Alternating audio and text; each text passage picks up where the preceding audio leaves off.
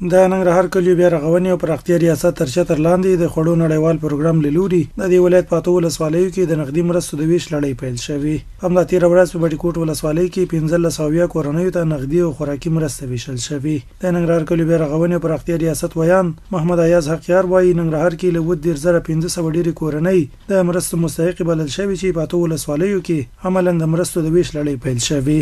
د نوموړي په خبره هرې کورنۍ ته لومړی ځل 2900 افغانۍ د خوارځواکۍ ضد مواد او 2 پاکټه سوپر سیریال ورکول کیږي.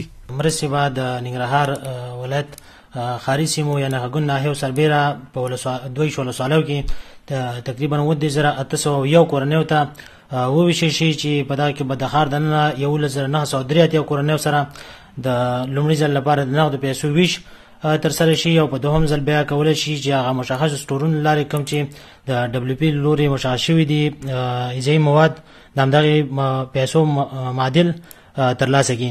حقیار زیاتوي د مرستو حقدار بلل شوي کسان تر ډیره یتیمان کونډې او بېوزله کورنۍ تشکیلوي. او په ننګرهار ولایت په 2 ولسوالیو کې به 15813 کورنیو ته یاد چاره تر سره شي چې د یاد ولسوالیو څخه تقریبا په 8 ولسوالیو کې چې د هغې څخه په چراګام، نازیان، غنیهیل، دور بابا، سپینغر، اچین، دیبالا او شیرزاد ولسوالي ده. په دغه ولسوالیو کې رسما دغه لړۍ پیل شوې ده. د دغه سروي مستحقین یا چې په دغه سروي کې به شامل شي لومړني کونډې، یتیمان، بېوزله او هغه خلک چې په ټولنه کې تر ټولو د غربت په ټیټه کچه کې اوسي په دغه سروي کې شاملېږي. د کلیو بیا رغونې او پراختیا ریاست مسؤلینو د معلوماتو له مخې دغه ریاست له لوري د جلال آباد ښار سربیره په ډېر شمېر ولسوالیو کې ګڼې رغنیزې پروژې جریان لري چې ډېرې یې د پاکو اوبو رسولو په برخه کې دي.